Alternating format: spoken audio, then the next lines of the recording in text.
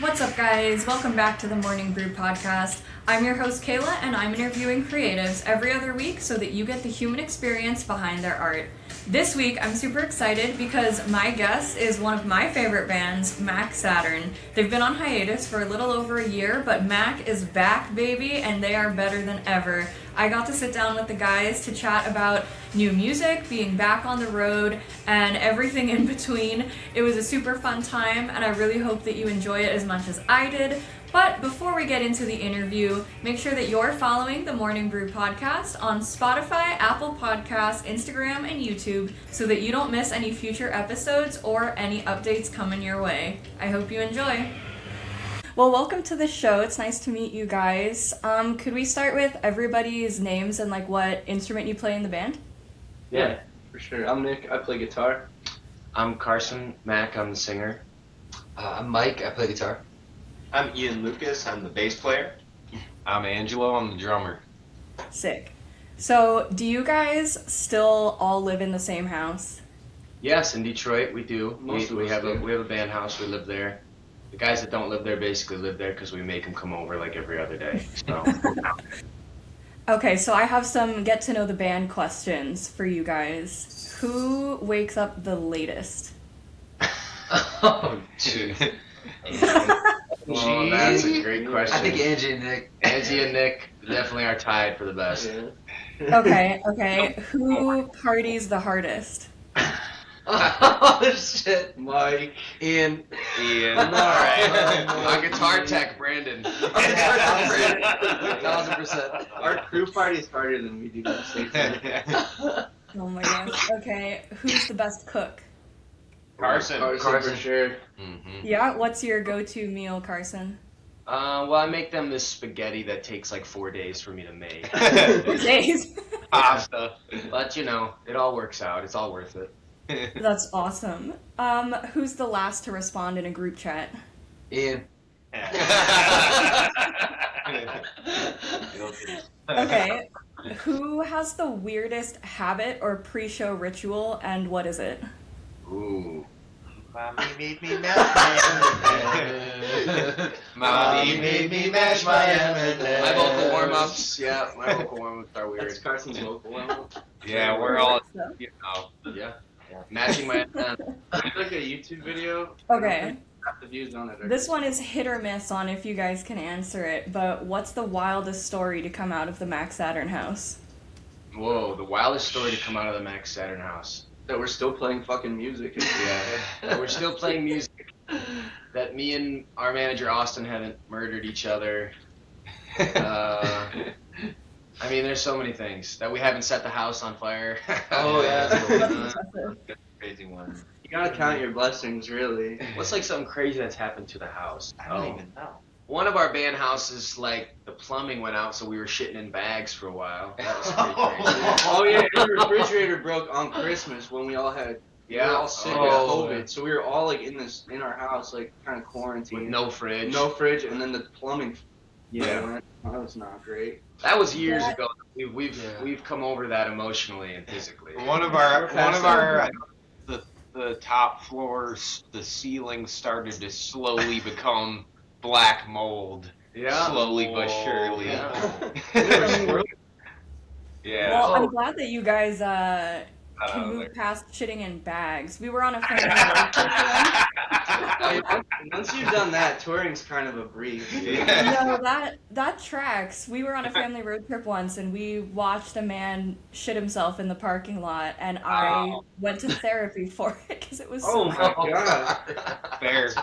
I'm glad you got that. I'm glad you got the help you needed. Honestly. So you guys are coming off of hiatus. You're back on the road. How does it feel to be back? Does it feel natural, or what was the hardest part of coming back? It definitely feels natural. There was a little bit of nerves definitely involved with us getting back on stage and just getting that muscle memory back and being able to do it like you've done it a million times before when you hadn't for a year or so.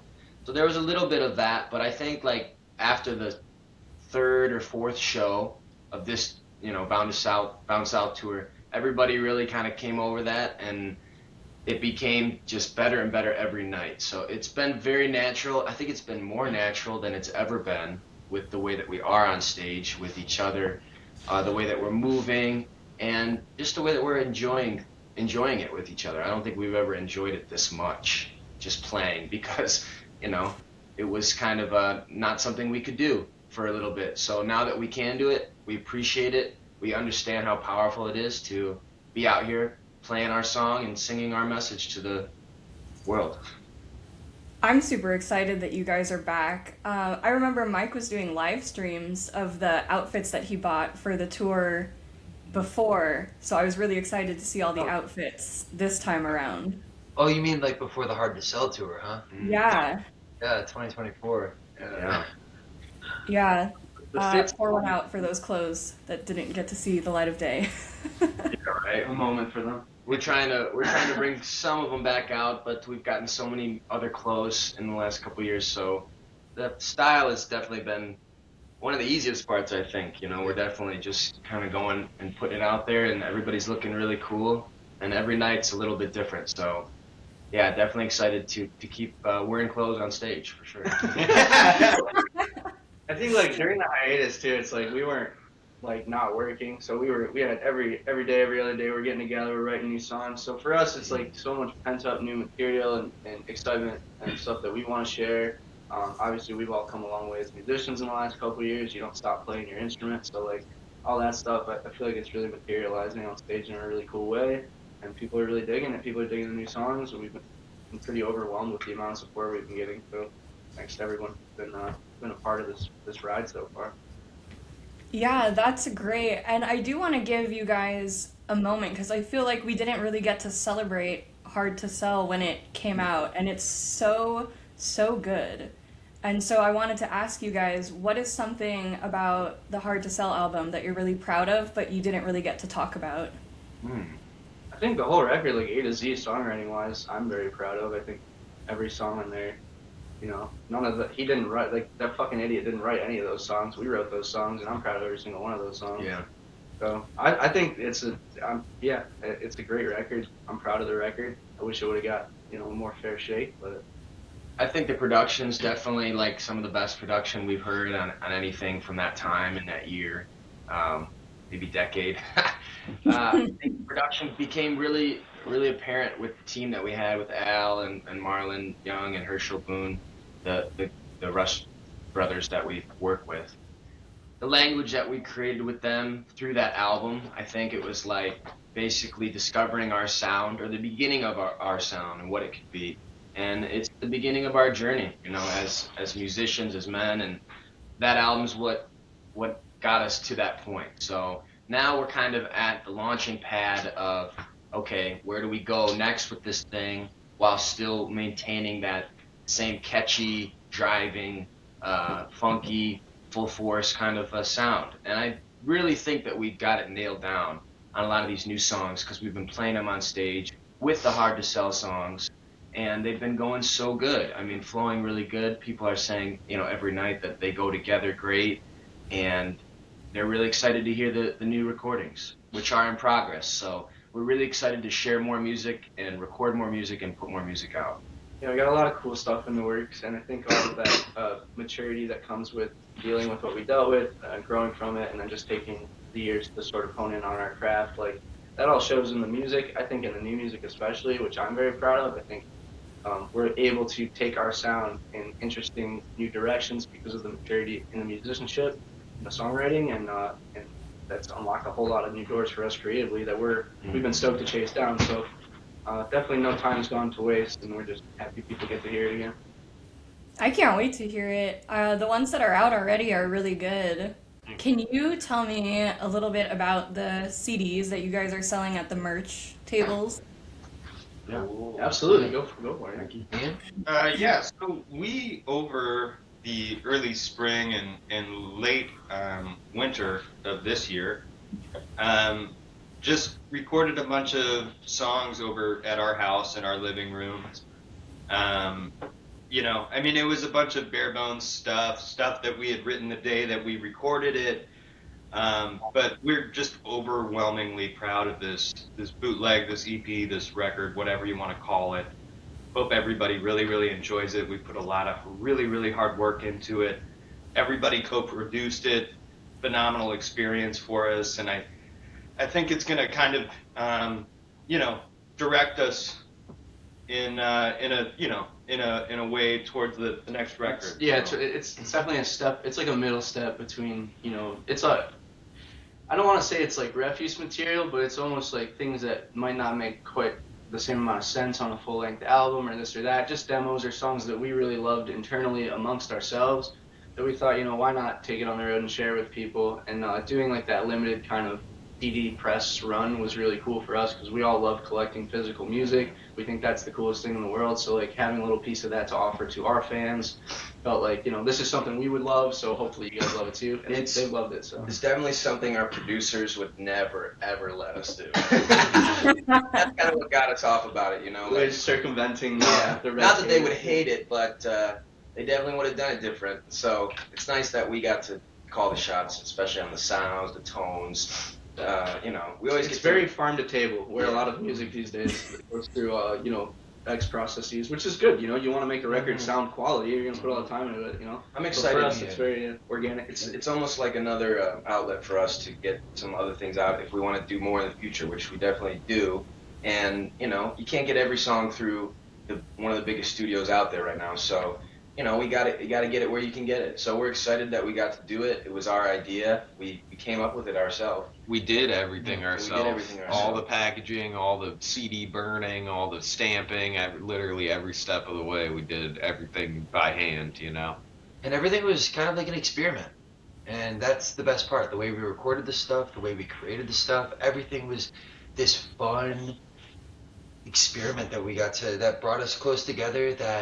And when I listen to those songs, I'm sure you guys feel that too. Like it's just, we're very proud of that because of that joy. You can hear us laughing in between takes almost. It was a wonderful moment of like, oh, we can do this. Like we can just make these whenever we want, and it's pretty fun, and it's a good use of our time when we're not, recording actually or whatever. So we loved to make it. It was awesome, and we're glad people have been digging it. We're hopefully gonna have some more. Yeah, we sold out of all the ones that we had, but we're trying to get some more stuff in the works with that stuff out. So stay tuned on it. But we're really, really excited about that. That's super cool. And the new record that you guys mentioned, can you tease anything about that? Well, not really dates, but we are hard at work. We've already got a lot of tracks recorded for it. We're on our way there, but full steam ahead, and just keep your eyes open on Mac Saturn for more music and eventually a new album. It's coming for sure. Yeah, hopefully by the end of the year, but we'll definitely have singles out along the way all throughout the rest of this year. So that's something like everyone listening can look forward to. I can't give you specific dates, but there'll probably be 2 or 3 new ones out by the time the snow falls again. So hopefully everyone digs those too. And yeah, we're excited to have more music out in the world. Yeah, and Mike and I were chatting after the Austin show, and you were mentioning it felt more intentional in the writing and the recording. Can you tell me a little bit more about the intentionality that you were talking about? Yeah, very much so. I mean, the way the world works and life works for everybody, obviously everything gets thrown at you at different times, and sometimes a lot can come at you in a short amount of time. But as artists, we got a blessing of an outlet and an opportunity for us to work through things in our own minds as a group of men. And I think everything that's happened to us up to this point really pushed us over an edge with each other to just really go there and draw from a place of total honesty with each other and what we are going through as a group, not just one person, what we're all going through. And that comes from us talking all the time, living together, talking about everything that we're going through and working through it together. And then once we do that and we are in a place of total control of our own hearts because we've got each other's backs, then we start writing, and then we start trying to create from that place, as opposed to a place of trying to get back or trying to race to some sort of materialistic thing. I don't know. All we got is this music, all we got is the songs, and all we have is each other to write with. So, not to make it too deep with you, but we definitely crossed that plateau with each other, and we started writing very, very much so about what's really on our heart and trying to inspire people to get through what they're going through, whatever it is, you know. So we're trying to do the math for people to hear a song and feel some sort of power, some sort of hope, and some sort of control over their life. And I think that's the most powerful thing in these new songs that we're kind of pushing, you know, trying to inspire in that way. And it took us going through some things to really do that. So it's a powerful thing. I think also having the internal community that we have to like discuss the difficult things means that like not every song that comes out has to be about, you know, it's not going to be a boring record about what we experience. Like everybody's fucking Yeah. no, it's not that interesting. But you know, that being said, you can move forward when you have that sort of brotherhood, that sense of community, and you don't have to. You can have fun with music again. You can enjoy it, and in that enjoyment, in that newfound like reawakening of oh shit, we remembered we love to do this no matter what. A lot of great music's come out of it, and what few walls were left creatively in this group, because there weren't many already, you know.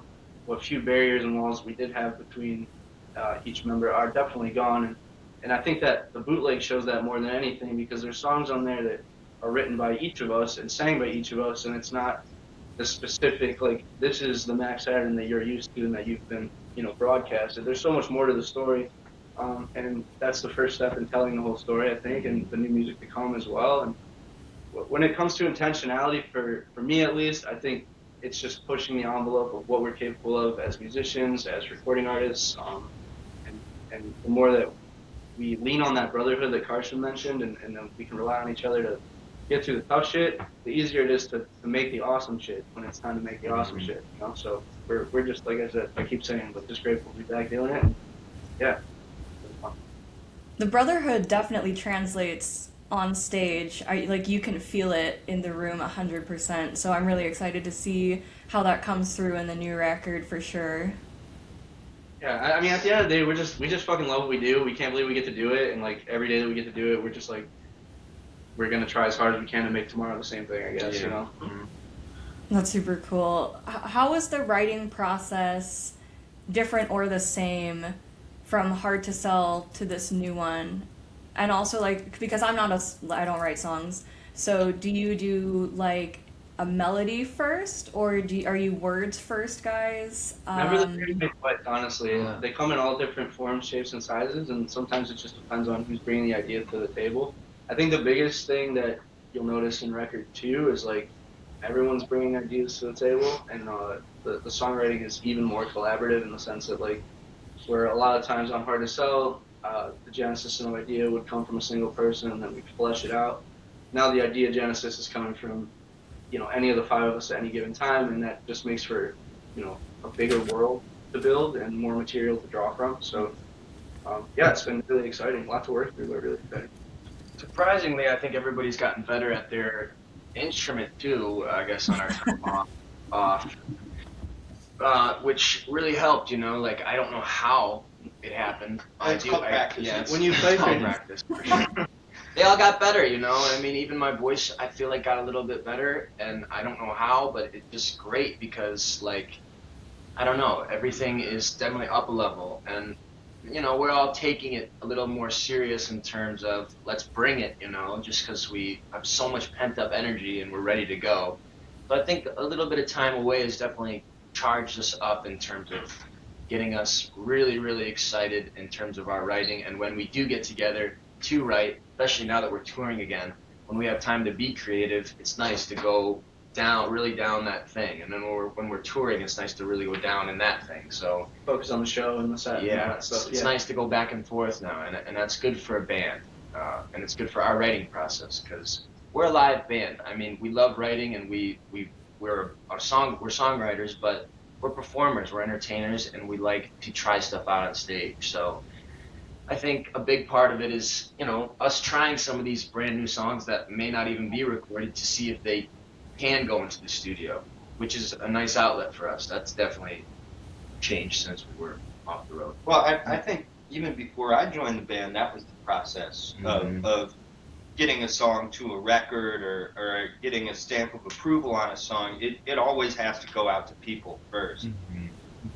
Yeah, it's a great way to road test, like, for all the new material. And the maturity of the musicianship leads you to, like, okay, now we can play songs that maybe we couldn't get away with playing before because we didn't have the dynamics or we didn't have maybe the touch or whatever. And now it opens up the songwriting in ways that's like you're not going to hear just like Hard to Sell 2. It's going to be something more. It's going to be something that you can be excited about. That's the next thing, right? And we already made that record. I don't want to make that record again. I think we also like trust that our fan base has good taste. So it's like when we play our set, when we play our songs, we can really like go to the fans to try to get to the bottom of like what the best songs are. Oh, absolutely. And you can tell by their reactions some nights. If you're really nailing a tune and you're not getting anything back, it's like, okay, maybe you need to go home and write a new hook for this, or like figure out a way to make this sticky, and vice versa. We've gone out there with songs that were like, let's just try this. I don't think it's going to be good, and people eat it alive, and suddenly you're playing it every other night. So you never know till you know, but it's definitely a fun experiment to conduct. This has been really cool with this tour.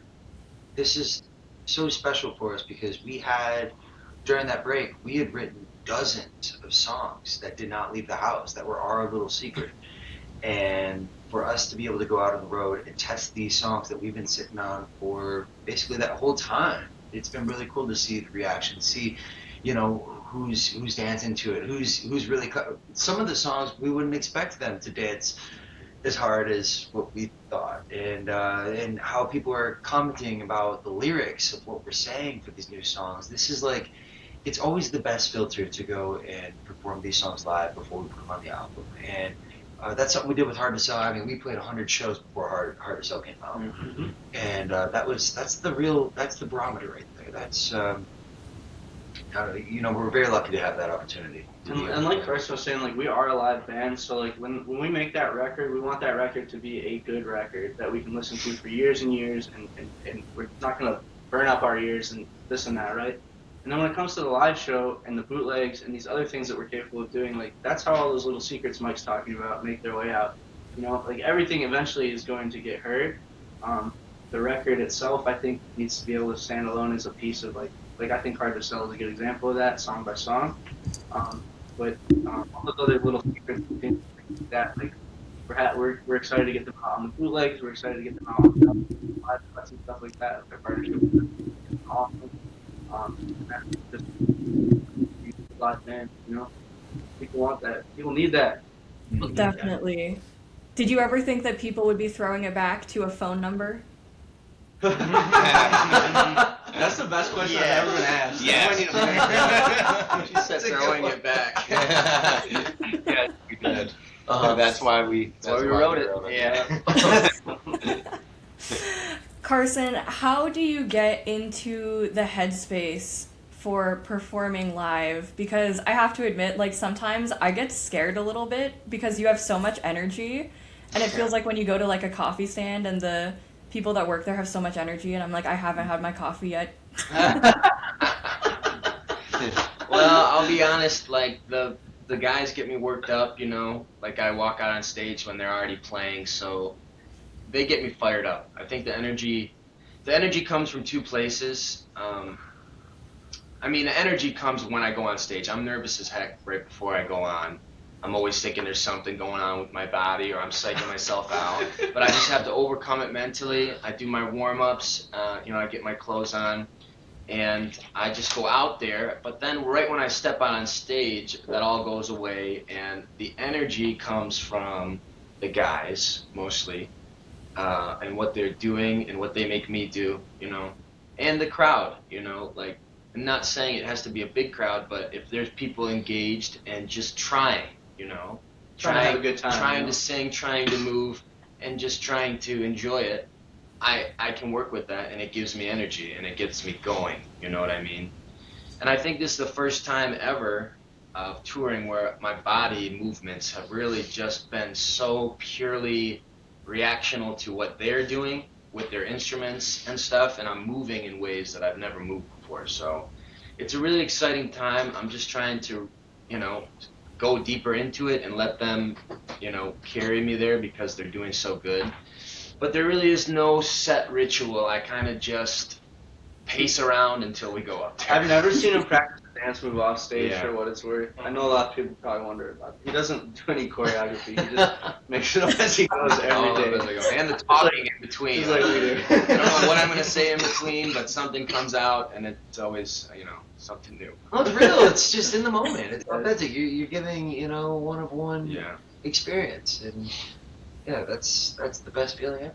My mom says the same thing, though. She says, I see you putting out all that energy. Like, I'm worried about you. Like, how are you going to, keep this up? And I'm like, I don't know. But every night I get that energy from somewhere, and it always works out, and I'm very thankful for it. And I'll do it as long as my body can allow it. We love it. We love it. My mom also loves it. I took her to see you guys when you opened for the Struts, and she was like, oh my gosh, he could really dance. Yes. I love that. I love that. Okay, so I've got a couple silly questions for you guys. Okay. In Mint Julep, talk about leave him or keep him. Are you guys team leave or team keep? Leave his ass. Leave him. Leave his Leave ass. him. He's a Please. boss. We're team leave him. But if you want to Okay. keep him, you must have a good reason. Maybe he's a sweetheart, Yeah. I don't know. He might be a I'm nice guy. always team leave him. I like that. I like that. You need a love worth fighting for, alright? Absolutely. And so I listen to a lot of these songs when I'm running, and so it lets me think about the lyrics. So I have to ask, in Ain't Like You, what the fuck happened on the 7th floor? Well, it's a little metaphorical, For our I think it's 7th floor hotel. You're 7th floor hotel. Isn't there like some sort of psyche thing as the seventh floor? I thought it was like a chakra thing, right? Yeah, like Yeah, isn't the something like 7th that. floor? Got whacked. Yeah, isn't that your top of your? I don't know. Yeah, it's a hotel. It all went down in a hotel. Major blowout with my ex-girlfriend on the 7th floor. She threw out my TV. It's crazy. Don't tell anybody though. Spoil the lyrics. I think Like, I don't know, like a Nightmare on the 7th floor. I always think that as a metaphor of their, the person that you're talking about, their mind, their 7th floor up here. There's a nightmare up there, and I can't shake them awake, So it's a mental thing. But it's Okay, also that makes a lot yeah. of sense, because I'm like, wow, they must have like shit neighbors. right. The apartment buildings aren't that tall. in So many of the Detroit. lyrics are like not meant to be literal. I think that's all. Like a lot of our lyrics, especially what me and Carson work on, like they're not. It's not supposed to be like word for word literal. It's more supposed to be like an abstraction of like if you hear these words together, you might feel the same thing that I'm feeling when I say I'm feeling this way or that way, without literally telling you. My girlfriend left me on the 7th floor of the hotel and I'm sad. It's like there's other ways to like kind of jog the emotions or like the imagery of the mind. And yeah, and interesting lyrics like that stick in your brain. The worst one Definitely. is baseball. We don't have to talk about it now. Baseball! Angie, you have a account called Sticks and Skins 69, where you and potato skins.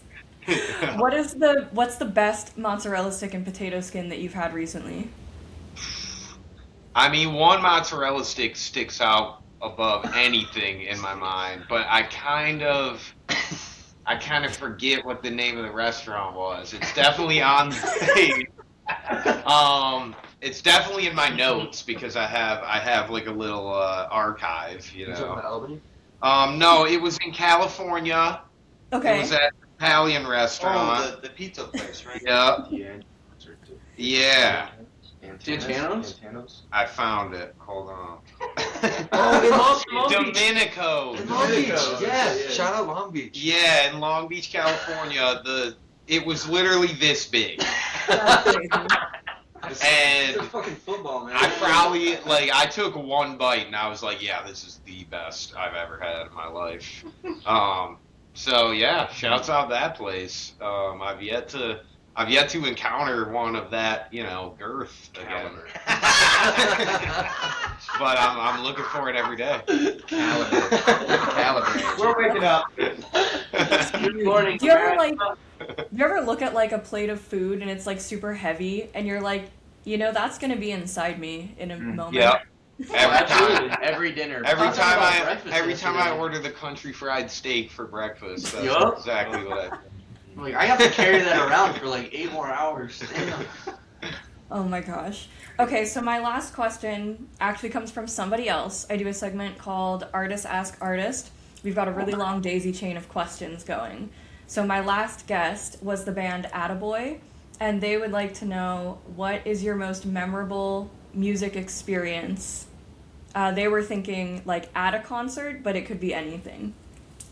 I feel like I have like a Mount Rushmore at this point because we've all just been super lucky to be, around this for a little while. But for me, we got to work with somebody from the Motown camp back in Detroit. I don't want to spoil anything, but that was really special because it's somebody that worked with my grandfather. So kind of just some family history there, that stuff. I think selling out the Troubadour was like a huge one for us as well. Maybe collectively, that's like a major milestone moment.